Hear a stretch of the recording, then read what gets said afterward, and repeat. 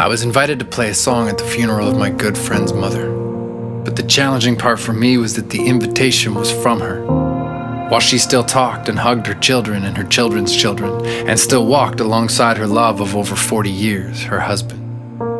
Her funeral was filled with memories and tears, but it was her daughter that said something that resonated deep between my ears, and I thought about it days after the funeral had passed. She'd said, "Mom, you were there for my first breath, and I was there for your last."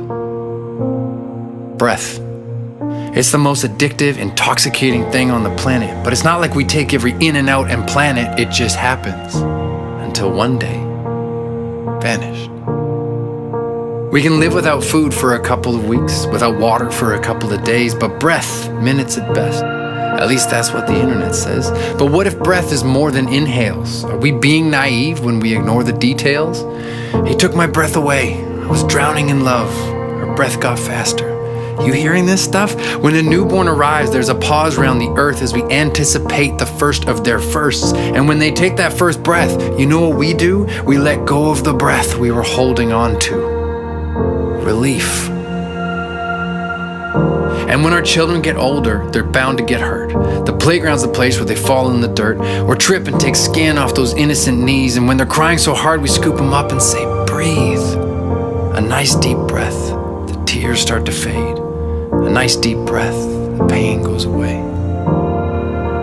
But even as grown-ups, we load our lives full of stress and frustration. We use up our patience, then beg for vacations as if the sun was our remediation. But generation by generation, we're drawn to the occasion where the air's penetration reminds us to pause all that stress and replace it with breath. Our physical heart takes the air from our lungs. It's called oxygen rich and it flows through our blood.